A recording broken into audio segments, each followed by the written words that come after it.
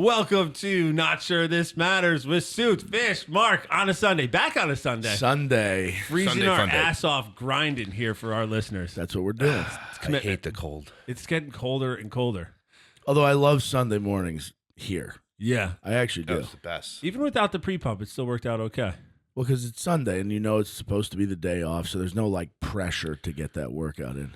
I like to break a mental sweat, and that's why, That's I come important. here. If you're not going to read, you're going to come here and do a podcast. Yeah, 100%. Plus, it's church day, so we're just giving our folks something It's the to... same. If you're not look going to up break it, is that how? No, if you're not going to pet it. Oh, then it's not I didn't Pete's. even get that right. If you can't pet it, It ain't Pete. it's not Pete. I There saw we a go. lot of Pete this week. Yeah, he was in there a lot. He does. Is somebody messing with his calories, like trying to get him to lose more weight? No don't way, know. dude. Pete's big. You think? Pete tried to wear the tuxedo that he wore to his wedding 10 years ago Well, to yeah. a party on Saturday. I was like, that's not going to work, dude. But that was before he even hit puberty, so it's going to be tough. That's true. But it's funny, the style changes from 10 years ago to today. Yeah. Like, it's like the wider leg pants and stuff. Yeah. Now, Pete, you got to wear like spandex or you're like, But not he's hip. a classic look guy. He's just a good He's looking. like James Bond. He's handsome. He is. Or Jason Bourne. One It's of the enough two. fucking Pete talk. Fuck Yeah, Pete. yeah. Yeah. No fact checks today. Oh, But I have a reason for it. okay. We got both. Oh, as the kids would say, our podcast is trending because we got a text and an email. That's Wow. right. That we is got nice. One of each. Whoa. The email was a little precarious. So I can't say it's an actual listener Right. versus somebody who just like randomly came across our name and sent me an email that he wants to come on and promote his brand. Oh, even better. But I sent you guys a copy of the email. I was excited. I'd never heard of this gentleman and asked if you guys had known him. And Mike said that the MLM sort of stuck out to him, like red flag, red flag. Yeah. So I Googled it, and Men Loving Men I don't think was what he was promoting. It could. It could be. It could be. It could. But also it could be multi-level marketing, Yeah. also known as a Ponzi scheme. pyramid scheme. Oh, Right. So if this pyramid guy scheme. wants to come on and talk about that, I'd be more interested in that and then hearing about him selling vitamins or whatever money-making thing he has come up to. Right. Not that we don't appreciate the listen, if he in fact listens. Yeah, maybe give us what the business model looks like. Yeah, and we'll take a look at that. Right. 3 pros just really dissecting somebody's business. Imagine that guy showing up on a Sunday with us. Yeah. Have a seat. Not pal. knowing Yeah. he'd never listened to the podcast, doesn't know what we look like. He's like, 3 fine gentlemen. Will you guys sell hair products for me? That's right. No, I think it's phone cards. Oh, phone cards. Yeah, can you guys sell phone cards? The text, though, I got to read this. I paraphrased it. So this guy was a fitness instructor like 20 years ago. Loves the pod. Super good dude. He's a good friend of mine. Good. Awesome. He said, according to the second law of he had listened to the episode where we talked about age management and promoting longevity if you sort of watched your nutrition, your exercise, and your metabolism or Yeah. whatever, your chemistry. He said, according to the second law of thermodynamics, Yeah. all systems follow what's called the arrow of time. So the question he had was, can you manipulate the body so that you live longer, but really should you if things are meant to start and finish? Yeah, so that, I mean, That's deep. that's yeah, holy I shit. think he meant it more like, are you altering somebody's being to it becomes like debilitating or against nature at that point? I would say we're actually already doing that with people that are quite sick, and we extend their life, whether they're actually, you know what I mean? Like, Versus just letting them go. yeah, Yeah. So maybe next time someone gets a cold, it's like, yeah. see what happens. Maybe if you touch a peanut and die, Yeah. like You weren't meant to be here. shouldn't give that and EpiPen. and I do Sorry, Ashley. believe that the laws of thermodynamics were thought about and described and put into definition in a time period when there was a huge lack of scientific knowledge. So I don't know what thermodynamics are. So essentially, they were rules put in place to describe matter Okay. being made or destroyed I'm not sure this matters. in a Oh, dude. Yeah. Well done. in a closed system, right? So we're in like a We should bios. end it now. Just hang up that. We're in a biosphere with an atmosphere and a layer protecting us from Sure. outer space. Yeah. So everything internal needs to like start and finish. Yeah. So to explain that without really scientific knowledge, electron microscopes and data-driven analyses of over time that we've built up, the easiest explanation was like, matter can neither be created nor destroyed, which is kind of true, right? Because it's made and then dispersed into different form of that substance. Yep. And then aging, or the time, like he was talking about, the second law means essentially that, like, if you put energy into a system, it's going to cause some detrimental effect on that system over time, and there should be a breakdown. But I think the human body, we just don't know anything about well enough, right? Because we know probably a tenth or 100th, a millionth, who knows, because we don't know what we don't know about how our systems work. We just know what we know, and we've already extended life quite a bit from the time when those rules were made. Has age management been around long enough to do a study for someone that maybe, and I hate saying it this way, but should die at 70, but they live to 110? I mean, I don't know. Like, age management has been defined by just medicine in general, right? Like, can you look at somebody's labs, let's say, you never met the person, you're just looking at them, and can you see that, like, their life is sort of going towards the latter end versus yes. Okay. And then could you then tilt that scale back up? Yeah. So I think one of the things that we should at least define better is the age management piece. To us, age management isn't just age extension. Right. Yeah. Like, we want to fill up the quality of life bucket before we talk about, hey, let's live to 130. So I think it's more important that, like, and to me specifically, age management is about managing the aging process so that you don't maybe feel as old as your number. Yeah. So when people ask me, like, because I personally have no interest being to 120. Me either. If that means I'm in a wheelchair, or whatever it may be. Yeah.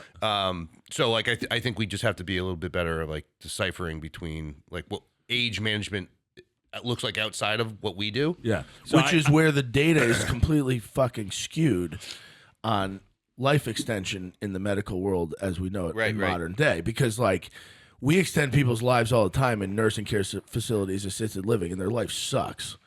But that's where our vision of maintaining movement through exercise, maintaining movement and muscle mass through nutritional attention to detail with medical intervention, and then your quality extends into the ages that you're extending. Yeah, I don't want to live longer. I just want to live better. Yeah. Correct. But that means you will live longer.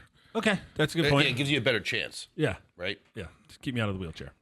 The last episode or episode before, we touched on it, and I actually wanted to ask a little more about it. Mike, you mentioned that you had traveled all around the world teaching mobility. Yeah. And then I sort of let that go. Yeah, it's not that big of a deal. Well, I don't know, dude. So I started thinking about it. When you say that you were teaching mobility, were you going and teaching other people how to teach exercise? Or were you like, was it scholastic? Was it interactive, cooperative? What was it? Yeah, it was more on the, like, I was teaching other professionals. Yeah. I mean, there were definitely some courses that were there were more like general fitness people, but most of them had some kind of stake in, like, either performance-based industry or trainer or yoga or something like that, physical therapy. Were you teaching them how to run their business better, incorporate mobility into their business plan?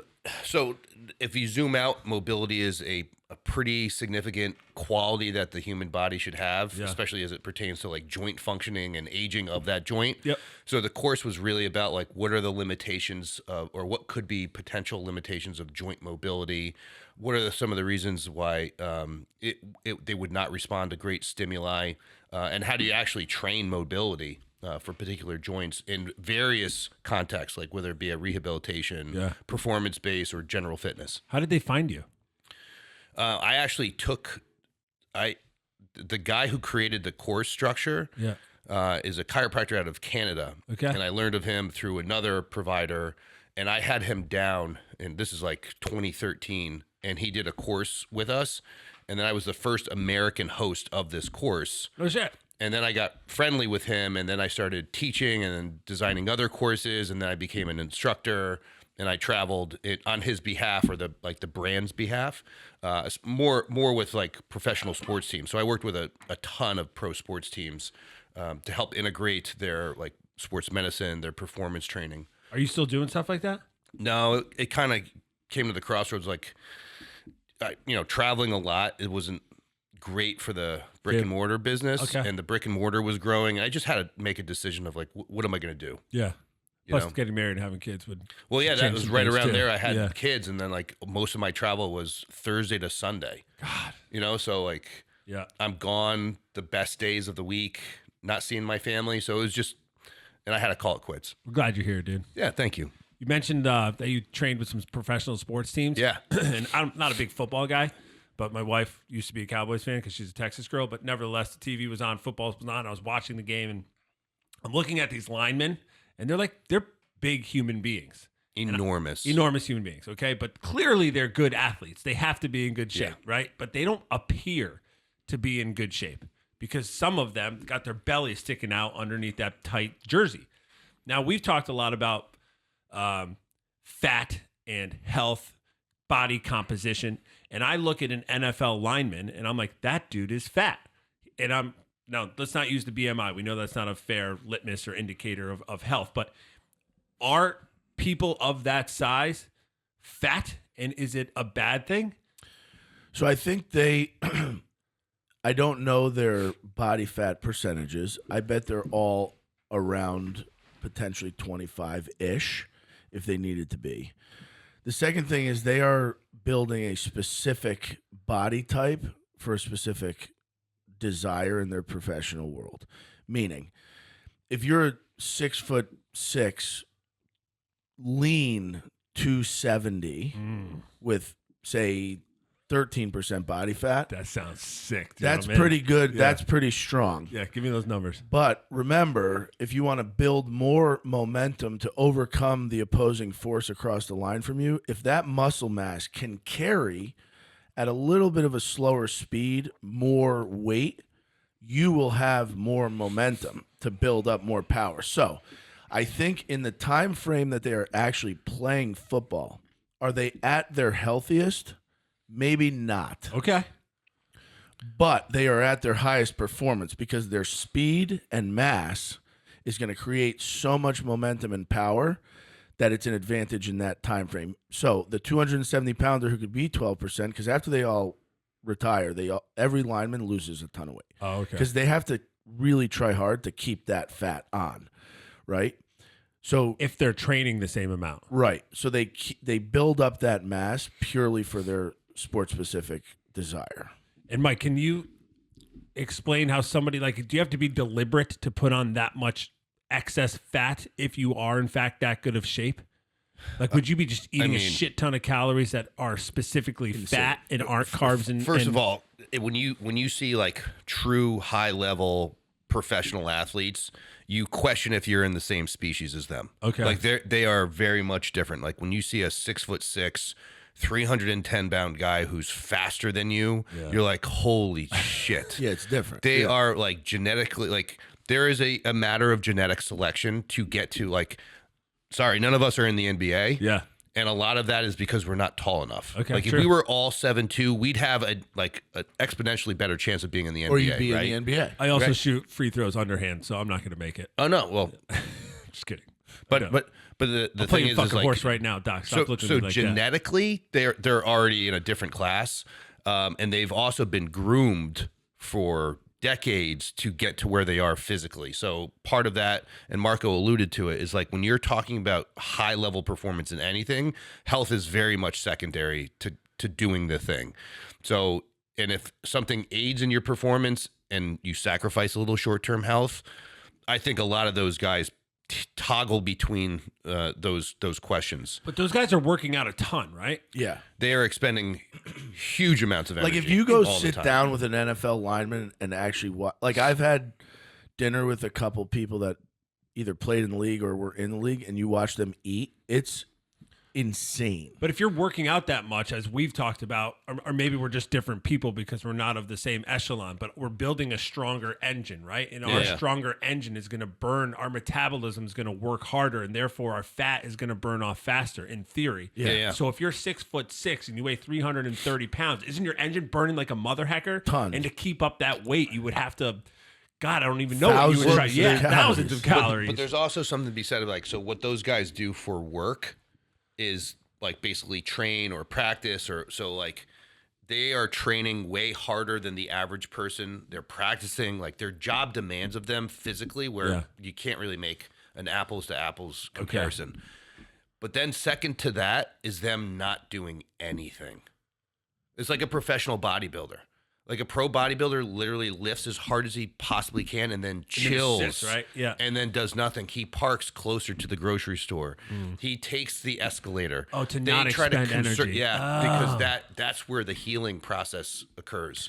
And so, like, that's their where, whole life is about like you go all in and then you rest. and on a bodybuilder's perspective, like calories in, calories out, you need to account for every single one. Without a doubt. So if excess movement burnt an unknown quantity of food, you don't know what to replace it with. But those, like Mike said, you gotta say you're a high level business person in Wall Street starting out, and you eat perfectly and you do everything perfectly, and you're working 120 hours a week. You're sacrificing sleep for your health in that time period to make financial gains. So like the football linemen just need to be bigger. So they're gonna sacrifice some health no matter how you manage it. You mentioned sleep. So if you sleep is for intents and purposes or for this conversation, if your sleep dictates the end or beginning of your day, let's say, could you train yourself to live, operate, in your body to respond appropriately to less sleep, even though we know the value of what the body can gain during sleep? So you essentially get better at being worse. Okay. So yes, you can. If you've slept 10 hours a day for the last 10 years and then you get 5 hours, you're going to feel that. Okay. And then you get used acutely. to. Oh, yeah. Okay. And then let's say you only get 5 hours. Let's say you just had a kid and you only sleep 5 hours. Yep. You're not as tired, but your level of functioning and even your health markers will still decline. You just normalize it. Can your body catch up? Can you No. all the things that no, it can't. Okay, so you I'm sorry that it's better that you feel better that you're only getting 5 hours of sleep, but your body is not getting everything that it needs with that It's amount of sleep. suboptimal. Okay, And there's data proving it as well. Like I've mentioned many weeks ago about a study done on diabetes, and they took very healthy 20-year-olds, sleep deprived them for 2 weeks. Yep. And their fasting insulin's tripled. Essentially made them diabetic. Made them in 2 diabetic weeks. just from sleep. Incredible. So imagine that's just looking at insulin, but cortisol, ephedrine, dopamine, serotonin, all of these things are affected. And I also don't think we as humans, because it's an uncontrollable variable in science that we just don't like to play with uncontrollables because we're egomaniacs as human beings. Guilty. But like the sun rising, the sun setting, the magnetic responses of planets, and all this kind of extra geocentric thinking on how it might affect our lives is really difficult to grasp.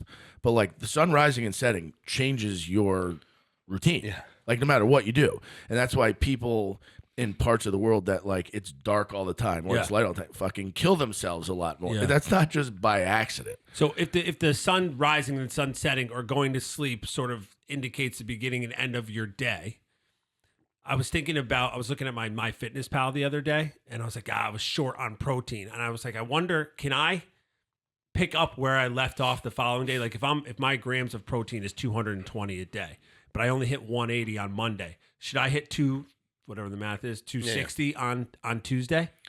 I usually don't prescribe that process, because let's say you're 50 grams under one, and then you go 50 grams over the other day. Sure, it balances out, but essentially you just screwed up 2 data points. I'd rather you just return to normal as fast as possible, unless it is really about caloric amounts rather than specific macros. Because if you need a certain amount of calories, you probably do have to catch up a little bit, but that's not exclusive to one macronutrient. But is sleep the indicator of when your body is resetting? Yeah, because during sleep, so you have chemicals in your brain that when you sleep, they change significantly. And some of those chemicals, this is a big discussion. Actually, maybe jot this down for a topic on another day. ATP, ADP, there's a lot of things in your brain that change during sleep that then cause you to spike cortisol or insulin, and your body's use of energy changes significantly. So like Mike said, if you're under one day, you sleep, your body kind of resets. Okay. And then you overdo it on the next day or underdo it again. You've now fucked up 2 days. So rather than just being like, all right, day one got messed up, I'm going to percentage wise, Okay. back to normal. And that's actually an interesting way that Mike said it, because in the beginning of all doing this, I used to every once in a while have a little hiccup here and there Sure. that would I felt, oh my God, like the whole week's gonna be messed up. He's like, no, just tomorrow do the right thing. Yeah. And then you kind of reset. Yeah. Okay. So considering 14,000 calories a week is probably not a good way to run my life. I should do it daily. No. So If I'm 2,000 calories a day. I'm sorry if I misrepresented what I was saying. Like you gave the example of like protein, right? Sure. So the protein being low on protein one day and then going up, it really doesn't do anything that much. Okay. It doesn't matter. Now, if you're really deficient in calories, overall energy going into the system, let's say you ran a marathon and decided not to eat that day too. So now you're negative 2,000 calories. You probably need a little extra to get out of the caloric hole that you created. Okay. Because protein's not really a source of energy. It's a very specific macro for a very specific task of your body, right? But if you were so under energy, that's what a calorie is, right? Energy. Yeah. You'd feel like shit. So getting back to a normal calorie load based on your activity level is something that I would consider. So when you're looking at your week as 14,000 calories, I don't think that's a terrible way, because each day becomes less and less important the longer you string out the amount of time that you're looking at, right? Is it better to achieve your macro count, though, as a byproduct of your caloric intake? Like, shouldn't my It kind of depends my on- calories are only accumulating by my effort to hit my macros. Correct. Unless I'm eating like shit like I have this weekend. It is what it is.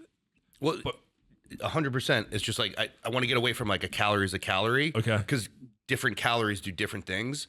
And when it comes to protein, like you can probably get away with at this point in your life not having as much protein.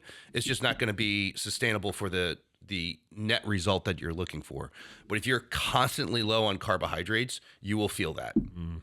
My friend read an article or got sent to him on Instagram or something like that. Who could say? But he said if he fasted for 3 days, his body would reset. And so he had said that he had some version of celiac, right? He had a wheat allergy. And so he didn't eat, only drank water for 3 days, and he was better. Ever heard of that?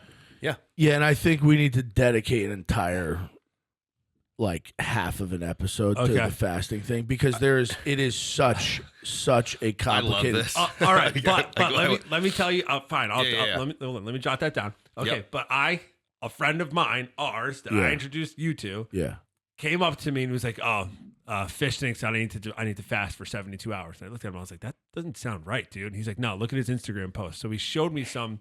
It looked like you had screenshotted something that you had found on the internet, and then you responded to one of your clients. You're like, "Yeah, go ahead and don't eat for 72 hours, and we'll check your labs and let me see how that goes." I was like, I'm pretty sure he's being sarcastic.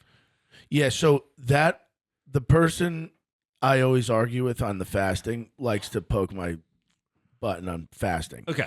And what I said to him is, if the body was meant to fast for 72 hours at a time, you would just fast. You'd do every 72-hour cycled eating, which you'd fucking It'd be terrible. lose your mind. Yeah. And it's literally such a big topic. If I start going right now, I'm going to go off on a huge tangent. Okay. But fasting has so many variables and so much trickery in regards to how you measure changes over time that you can alter the data to be like, oh, look, it's helping. But it's like, I can't. We have to talk about it. It's a huge hot topic, but it's a marketing. It's a genius marketing ploy on using data to get people to buy into something that's as easy as calorie counting. I'll say this just about the whole autophagy, and like people love throwing out these big words. Autophagy. You what's that? write it down, and I don't know how to spell that. What is auto? That? What is that? Auto. Yeah. Fagi. Fragile. Fragile. Microfragile. Fat. like- It's spelled like fat. PH. Because I get this question like all the Marcus, write time, that like down. this pro athlete went vegan and now he's so healthy. I did fasting and now I'm so healthy. It like all that really tells me is that whatever you were doing prior to your latest thing shitty. was so bad that you're just doing something better. Yeah. So when it comes to like an autoimmune or a celiac or something like that, which is inflammatory based, not adding the things that encouraged inflammation makes a lot of sense. Like you didn't fuck yourself up. Right. Great. Yeah. You probably could have done that by eating grapes. Yeah. You know what I mean? So like I stopped eating McDonald's for 5 days. I feel great. That's what that's what the screenshot show. Congratulations. Yeah, it's a little like confirmation bias. It's like, look, I'm so much better now. It's like only because what you were doing before was terrible. That's right. Right. We had dinner the other night, and We did. yeah, all of us did. Yes. It was great. Yeah, and it was interesting. So I ordered Diet Coke because if I drink a beer, I'm going to shoot dope the next day, right? But you guys Nice. ordered Diet Cokes as well. And the question I have is, for all, I mean, I wouldn't say either of you are abstinent from alcohol 100%. I don't actually know. I've never seen it. But nevertheless, you've chosen to not really imbibe alcohol as part of your lifestyle currently, at least not often. Yep. What was it like to make that decision? Because that's like a relatively significant lifestyle change. Yeah. I mean, the decision for me, it was really easy. You know, and it wasn't the fact that, like, I don't think saying goodbye to alcohol was tough. It was saying goodbye to the other elements that came along with it, like the friends and the environments. Mm-hmm. And I did get some flack for it, Sure. or people felt awkward around me. Like every time when you quit a substance, it's just like, what's wrong? It's like, nothing's wrong. Like, I'm like, it's the only time when you actually stop doing something bad for you, people think something's wrong. It's kind of, Especially alcohol. especially alcohol. It's like, I didn't kill anyone. I don't want to do it right now. Yeah. You know? But what was the impetus for that decision? I just knew that the cost of it wasn't like I really was. This was right around the time that I was stopping that education platform, and I was trying to calibrate my life. Yep. So I just honestly, I'm so pragmatic. I was like, what are the things that are keeping me from what I'm doing? And like it just fell into the bucket. Is like it's not moving me forward. And then you look at the financial cost, the time cost, and all that stuff, and I just try to look at it as objectively as possible. But along with that was like watching football 2 days a week. You know, like college football on Saturday, NFL on Sunday. Yeah. Might as well watch the Monday night game too. Yeah. You know, it's like, why am I doing these things? So I quit television. I quit that. I just quit a bunch of things at once. Was it hard? It really wasn't. Okay. Because I wanted what I was going after so bad.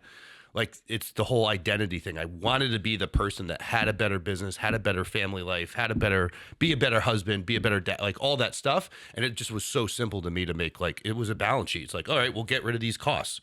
And it is one of those things, though. I mean, having experienced it myself, though, similar to like I liken it to like taking HRT. Like you're not going to feel better the next day, but if you look back 6 months later, a year later, you can see the benefit of something like that. Yeah, Marco. I just was at a point where I was like kind of sick of it. It had run its course. Like I did it, high school, college, and then post college, and then it was kind of done. And I am one to not enjoy being controlled by anything. Like I never want to be like, oh, I'm going there to do this, and I felt almost like, oh, I'm going to go to the bar, or I got to go to the liquor store and get stuff for the party or whatever. And it was this weird like thing that I had to go do to make something else experientially better. Sure, fill a void. Yeah, and I was just like, fuck it. I don't want that even. I want to do my own thing independent of needing to go do that. Was it hard? It was hard in the beginning. Okay. For like what Mike said. I mean, you definitely are a little bit ostracized, right? There's like a social element. That why aren't you different. drinking? Yeah. It's like, well, why am I the loser? You know Yeah, what I mean? yeah, oh yeah. But then you realize it's like a fucking one of the biggest power trips ever. I feel maybe I'm wrong to be in the middle of like a bunch of goons like really getting after it, and they're like, come on, and you're just like, nah. And then whether this is good, bad, or ugly, but whenever you drink and there's an altercation in your mind as the person drinking, you're like, I could fucking kick the shit out of all these people. Sure. When you're the sober person in a room full of drunks and one of the drunks says in their brain and you see it, like, I could kick that guy's ass, you realize as the sober person, you could literally Three Stooges, two fingers to their eyes, and they would drop like a fucking fly. Yeah. So then that just confirmed, like, I am now in control of my environment and myself without drinking, and it became something that was really easy to carry on. And I thought it was a health thing, but it's more of a lifestyle choice for you guys. Yeah, it was definitely, well, that was part of it. Like, if you looked at it from like all the pros and cons, and you said, well, what is it like? Makes me sleep worse. Yeah. It inhibits me or prohibits me from doing other things that are probably better, healthier, cheaper. You know, like, so I look at it now from a, like, if I started drinking, you wouldn't see me at the gym in the morning. So that would displace me from what I'm currently doing. Like, we wouldn't be at 5 Yeah, a.m. yeah. hanging out, Yeah. having a good that would rob me of those experiences. And the I cool just- thing, the craziest part about that is if you went to work on a regular day and at 3:30, 4, 5, whatever, we're like, all right, meet me at the bar, let's hang out. You'd probably get an hour, maybe an hour and a half in, and then the rest of your night you go do whatever and you're not feeling good. We get a good 2-hour hangout every day. Yeah. With a group of dudes that you want to fucking hang out with. that make your life better. Yeah. Things are going pretty well. Why throw a wrench in it now? Yeah. Right. What would happen if you went to the gym and you did the same exercise with the same weight every single day? Unless you increase some other variable, you would plateau. Okay. Quickly? No. How is that any different than walking? Or being a runner? How's that? Does a runner need to increase their distance to get a benefit from it? If you can run a mile and you run a mile for a year, is it futile to keep doing it? Well, so part of it is you will gain something until you don't. And then you kind of retain that benefit for a little while, and then you try to minimize the diminishing return on it.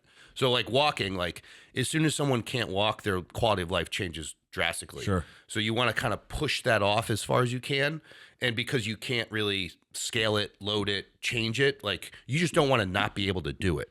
Whereas in lifting, you're trying to actually encourage a specific benefit or a specific adaptation. Therefore, you need to change the amount of reps, the rest time, the tempo, all these other things have to be in place to get further benefit. But I would still argue if you were doing 3 sets of 10 of whatever for the next 30 years, you're better off than never doing 3 sets of 10 of anything. Okay, better than nothing, but not that great. Correct. Yeah, Okay. any amount of exercise is better than no exercise. And on the flip side, any amount of alcohol is worse than no alcohol. What were you going to say?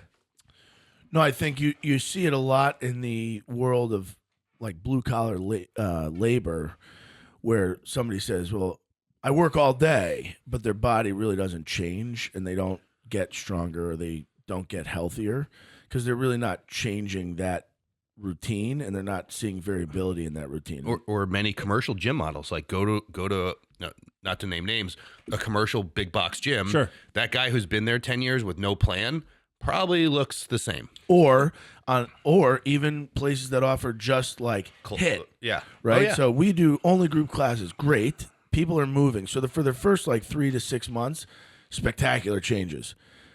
But then it's just kind of stagnant. And if you go to the modern gym that offers just group training where it's we don't really care, we just want you to move, and everybody kind of looks the same, right? It's all kind of there's not really a lot of people changing their physique for the better. Sure, but you said stagnant, and Mike, you said plateau. So, but then you also mentioned diminishing return. Is it in fact a diminishing return to do the same exercise at the same weight every single day?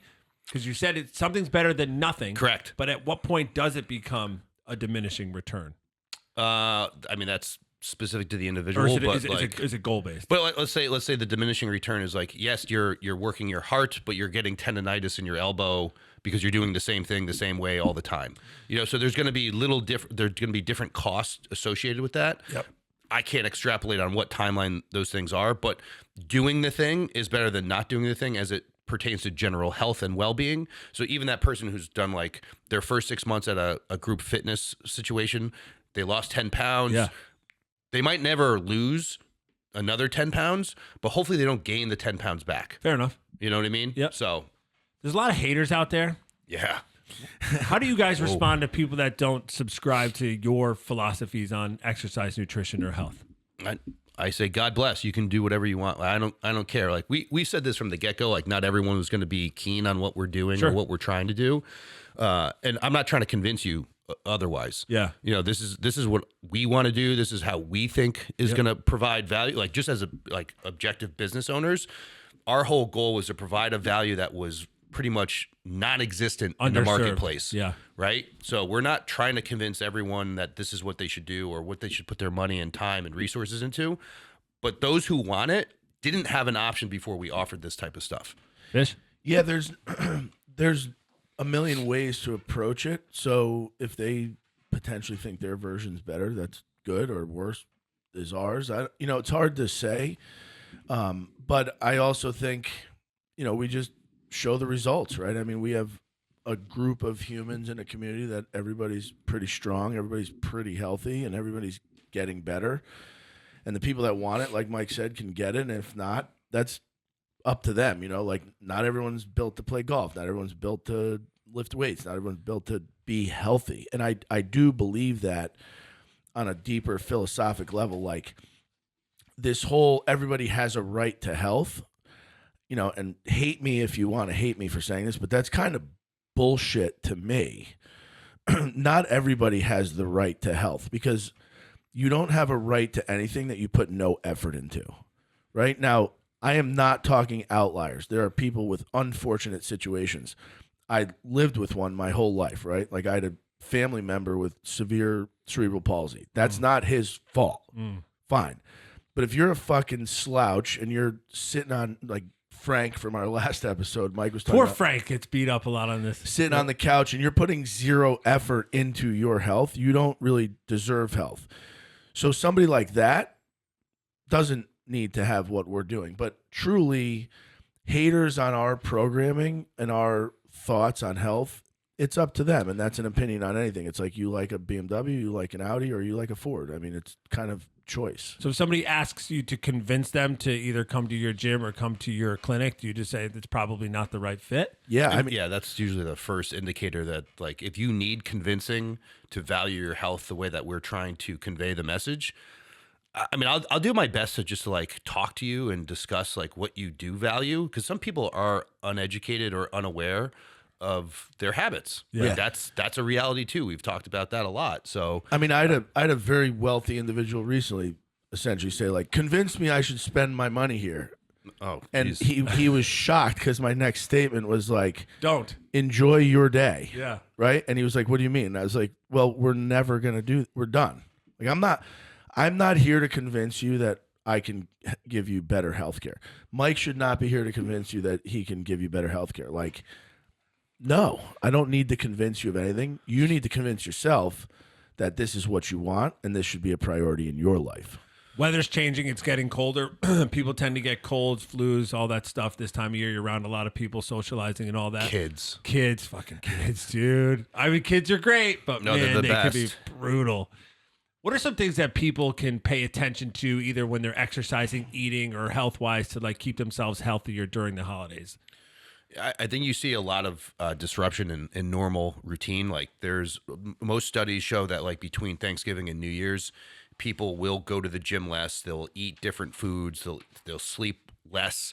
They'll drink more. All of which, you know, like if you're breaking a normally healthy routine by inputting things that are detractors, it's also a reason why people get more sick this time of year. And not to mention just the stress of the holidays, more travel, Yeah. more hosting. Yep. So there's extra pressures. But then it usually just, you can track it back down to like, all right, are you eating good foods? Are you sleeping well? Are you managing your stress? Are you getting outside? Are you like, you know what I mean? So like you can track it back to really foundational anchors of just, you know, good living. That's a really, really good information. Yeah. And from a more hyper focused place, vitamin supplementation, making sure you meet your nutritional needs.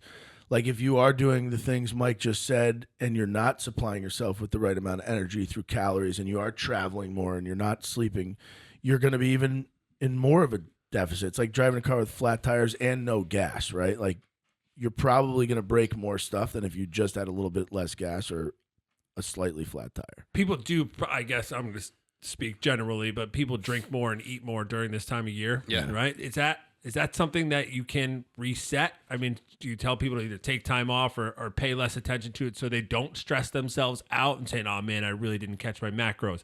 I overate on my calories. I drank too much last night. Do you ask people to give themselves a break? Because this journey, I got to look up a thesaurus and pick another word for journey, but this thing that we're doing. No, but it is a journey. It is a man. journey, right? Like it's a mental battle, right? Yeah. Because It is. you got to get up every morning. You got to try to eat better. You got to Yeah. fucking exercise. You got to work hard while you're exercising, not just mail it in. Like it's a lot to do.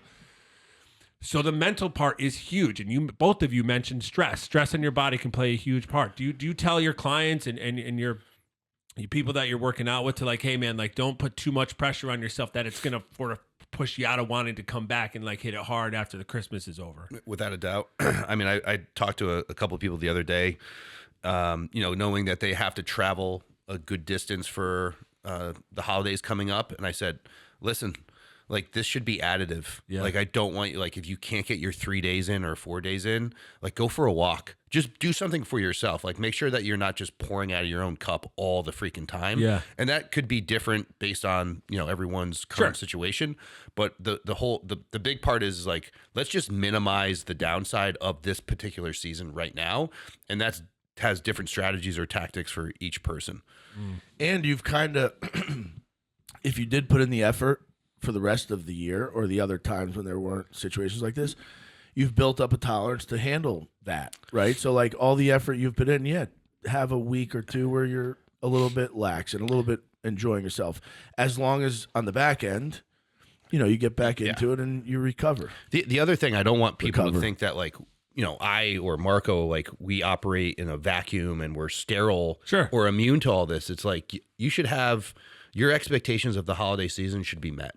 Yeah. And I hope you have a great time. I hope you enjoy your kids and your family and all the craziness and like, laugh it off kind of thing. Like, it's stressful and like nothing goes to plan. Your kids will get sick at the last minute and all this other shit happens. It's just like shrug it off, dust yourself off and get back on the wagon when you can. Do you notice, actually, let me ask this 2 ways. So New Year's resolution where people want to start up come the first of the new year, but also people that don't come back because they sort of maybe hit it a little harder in the holiday season. What's that look like on a business perspective? Yeah, just curious. So this is, nationwide data here. It's like more people will discontinue their gym memberships in December more than any other month because they're already out of whack, right? And they're like, it's almost like a valley of despair. It's like, this is hopeless. Yeah. I'm never going to get back there. The next 2 weeks are going to be shitty and I don't want to do the New Year's resolution thing again. So we do a really proactive approach where we're just trying to let people like, hey, if you can come 2 days a week, not 4, that's already so much better. Yeah. So just like, let's meet people where they are and make sure their expectations are met with all the shit they have going on in their life, and make sure that they don't lose the routine of what they normally express during the year in the next 3 weeks. If you just get through the next 3 weeks, you're good. Can you go pretty far backwards in 3 weeks? No, not to scare people away, but okay. you really can't. Yeah, maybe a few pounds here or there. Yeah, and that's transient. Maybe you're lifting transient weight 90s gain instead of 130s. Yeah, I mean strength wise, you can go pretty much a full month without really losing any strength gains. Your muscle mass is going to be preserved, especially if you're eating more calories because it insulates it. All so right. there's something to hang our hat on. 100%. And I think physically the losses are relatively small, like Mike said. It's more of the mental, right? Yeah. Like you go through 3 weeks so where you huge. don't go to the gym or you don't concentrate on what you're doing, and then you're kind of just like, well, fuck. It's a routine. It's like anything.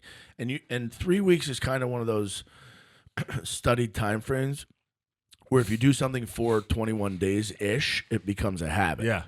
So if you do take that break, it's less the toll on your body over time measurable. It's more you breaking the habit of the routine you were in. It'll be interesting to see your business being new in this year, what kind of surplus of emails you get come Jan 1. Well, it's funny you mentioned that because I've already gotten piles of inquiries that are like, come after the holidays, I want to start. Yeah. Right? And I respond with, great. Let me know, because I know how that goes mentally. It's like after the holidays, and then you get after the holidays, and you're like, oh, I don't feel that bad, right? So we'll see. I mean, I think, it, like we say all the time, it's not for everybody. It's just good for everybody. I mean, I've been talking about it a lot at home because, like, I could already see, like, we got the extra holiday brownies in the other room, like, starting to get prepped up for Christmas, and I'm, picking at them a little here and there. I'm one of those guys. I'm a fucking mental. I'm terrible, right? I'm a neurotic. You're like everybody else, right? And so, not an adult in this world walks into a room full of cookies and doesn't want to fucking eat all every of them, one. Right? Okay. And so I got to be careful not to beat myself up too bad, because I know at the end of the day I'm committed to this process, and I know I'm not going to not show up at the gym when the time comes to go, and unless like I'm super sick or something else happens, I'm going to fucking do it. So I got to cut myself a little slack in 100%. And everybody should. And you know what's cool is after you've been through that cycle a few times, like the holiday season, and you realize, oh, it's like bulking and losing. Like I am not scared currently to gain 20 pounds. I could gain 20 pounds in the next 3 weeks, and it would mean nothing to me except I just got to lose 20 pounds in the next 8 weeks, right? So you go through that cycle. You eat cookies through Christmas. You do it 5 years in a row, and you're like, great. So now I just work those cookies off. It's funny. It would scare the shit out of me to say I'll put on an extra 20 pounds, but now my goal for 2025 is to put on like 30 pounds. Yes.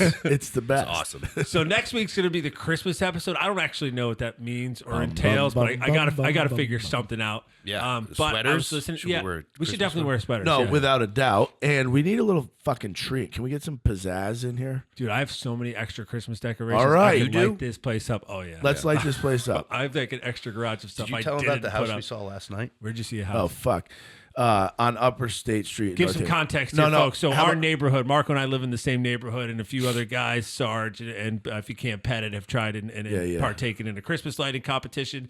Alagna probably is the winner. he's gingerbread. He He's good. He did a great job. But so there's a it house. pissed me off, but he did a really good There's job. a house on Upper State Street in North Haven that is like out of like a fucking. Are you sure it's magazine. not over where JP lives on Kings Highway? Or maybe King's Highway. Yeah, it's I've got heard. a tree. Yeah, I've heard. It's crazy. We're getting It has super a maze. localized here. Really? You gotta get out of your car? Yeah. Yeah. Oh, I don't want It's fucking no anybody joke. Like the stepping on my front guy. lawn. This is His life. Okay. Clearly. Nevertheless, a Christmas song, Yeah. which I don't know how it became a Christmas song because it's a song from The Sound of Music. Julie Andrews sing it. It's called My Favorite Things. You familiar? My Favorite These are a Things. few of my. Okay, yeah. so this game is called My Favorite Things. I'm Oh, going we to have a tell you game? something. You tell me what's your favorite. cats. Or something? Close counts. Don't sweat it. Okay. Cats.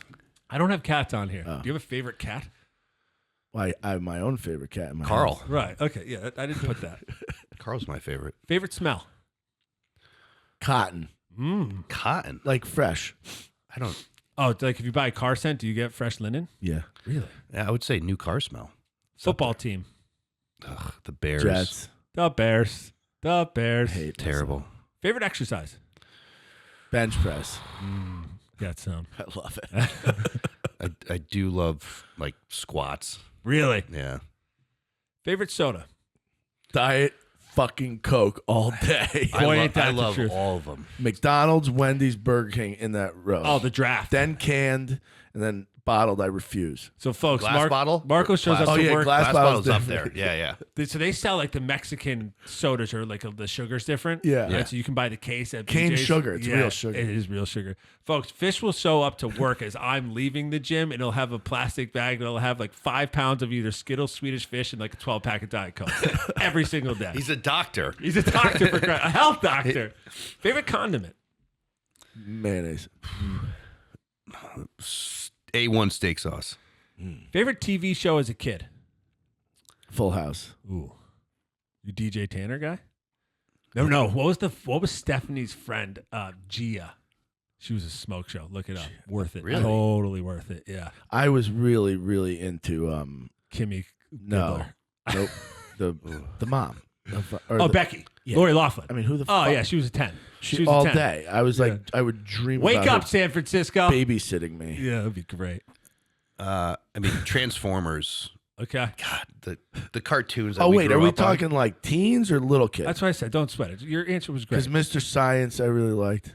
Cool, dude. Mr. Wizard, Oh, Mr. Wizard. Yeah, Different. yeah, Yeah, yeah. That show that I got wrong, that was my favorite. Saturday mornings. Favorite fast food chain. Yeah. Didn't you break into a Taco Bell? Isn't that your answer? I was gonna say Taco Bell. Yeah. And I did break into a Taco Bell amongst Other Burger places? King, maybe McDonald's on North Haven. All right. For somebody that shits on fast food, sounds like you were a fan. McDonald's. McDonald's. Favorite Christmas song. Mike hates Christmas. Favorite Easter song. Little Bunny Foo Foo. Christmas Christmas tree. Bee, Bunny, All right. Mike Bunny, passes. Easter. Doc, Santa Claus is coming into town. Bruce Springsteen. What's the rock around? Rocking around. Yeah, that the one. Christmas. Christmas All right, That's my tree. favorite. It's really From pathetic. Home Alone. Just blanket. That's pathetic that neither of you could pick a song. I just said Santa Claus is coming but to it town. like took you struggled through. I like was you didn't know waiting the for name. Mike to think. I screwed it up. Favorite candy. Is chocolate in there, or is it candy different than chocolate? Don't sweat it. Just give me an answer. Sour Patch Kids. Toblerone. Chocolate in there. Sour Patch Kids. Toblerone. Favorite movie. Ah, shit. Predator. Sure. You too. Yeah. Favorite vacation activity. Swimming. Nice. Skiing, swimming, mountain climbing, road trip, Being on a plane. being on a plane. That was my favorite. Favorite fruit, Ooh. Grapes. Blueberries. favorite vegetable, Broccoli. Zucchini. favorite comedian, George Carlin. No idea. favorite app on your phone, MyFitnessPal. Yeah, I don't know. Instagram. I love scrolling through Instagram. favorite homemade dinner. Like when your mom said it's your birthday, I'm going to make you your favorite meal. What'd you pick? Baked fucking ziti. Attaboy. All day. Oh, that's actually a really good I one. love baked ziti. I love Thanksgiving dinner so much. I know that's not like your normal That's all right. day stuff. But yeah, I would say Thanksgiving with all the trimmings. I like baked ziti with ricotta cheese Ricotta, all regat. over it. Regat. Favorite part of the female anatomy. Oh, I mean, The brain. Okay, good answer. Yeah. It's the best. Favorite part of your own anatomy. My brain. Go ahead, say it, Marco. My knees. Okay. Favorite energy drink. I like Ghost. Yeah, Ghost I'd go with. Favorite breath mint or chewing gum. I don't use either. I like Big Red. Really? Yeah. My dad kept the what were those, the fireballs? Remember those? Oh, yeah. We Kept used a to. fucking case of them in his back. We seat of always his car. had fireballs growing up. Yeah. Yeah. I think cinnamon's like a really specialized. My mother was a fireball monster all Okay. day, like the buckets. Yeah, like the bucket. Yeah. The individually wrapped bucket. That and York like- peppermint patties. Oh. Yeah. Favorite denomination of bill. Like 20s. I'm a 50s guy. Hundreds. A Favorite- bushel of hundreds. They are good looking. Favorite Snapple flavor. Ooh. Lemon iced tea. It is good. Yeah. It's classic. I Staple. love Snapple Apple. back in the Really? day. Yeah, you were a big loved Snapple Apple Snapple guy. Apple. Dude, I I- just like saying it. Yeah, it is Snapple good. It's a Apple. good one. Yeah, Snapple I think they Apple. made it just because it rung so true. Yeah. Yeah. Has to. Dude, the pink lemonade was really good, but instant heartburn. Yeah, and it It's tart. it did It hurt sure your is stomach tart. quite yeah. a bit. Last one. Favorite pizza topping. Honestly, I There's- like a there's good so many. fucking pepperoni. Like Yeah, a re- pepperoni. I think like you can't if it's a single topping. Single topping. If you can beat pepperoni, you like can't. maybe bacon is in there. But if you had to choose pepperoni. between the wide pepperoni versus like the spicy small ones, which ones do you choose? Because each restaurant is different. Like if you go to Pepe's, they're going to give you the small ones and they're spicy. But if you go to Paul and Eddie's, it's going to be your typical. I want rounded, it. I larger want it one. not huge. I don't like it cooked to the point where it starts to curl. Yeah. I don't want it crunchy. I want it melted into the cheese, and I like it that if I take a bite of one, the whole thing can go in. Last note. So Interesting. if you guys, obviously, you guys got me something for Christmas. I just Brain. want to tell you, like, I don't want you to spend a lot of money. I just want you to put a lot of thought into it. I Okay. thought we were doing a Oh, I did $100 both. limit. No. $100 limit. 500. 500 limit. Yeah, dude. For We're- each of we're us? successful people. Wait, are we really going around? All right. I already got you Secret guys. Santa? I already got you guys Christmas gifts. All right. And I'm going to make you open them on air because we got the video now. Oh, that's So true. yeah. it'll actually mean When's something. that YouTube channel coming? So Yeah, people what's the can deal see with us? that? So Marcus. Marcus, what's the deal with the YouTube channel? Is it live? Well, I need the. Do you guys have one already? Yeah, I'll get him the live. Yeah, it's called youtube.com. and the Instagram You can page. find it on the internet. You have the Instagram page, right? Yeah. So we're gonna do that, and we'll have a YouTube channel up and running. And I'll get my Marcus a headset and a microphone. So next He time will people get know on it's here. not going to sound like the teacher. And everybody, Peanuts. Marcus is gonna be running the video. He's Marcus is a real person. He's a real awesome person. dude. Swear to Not God. like the other people Unlike we've the talked security about. guard we got sitting out front. We have digressed. great So, guy. Till next time. Love it.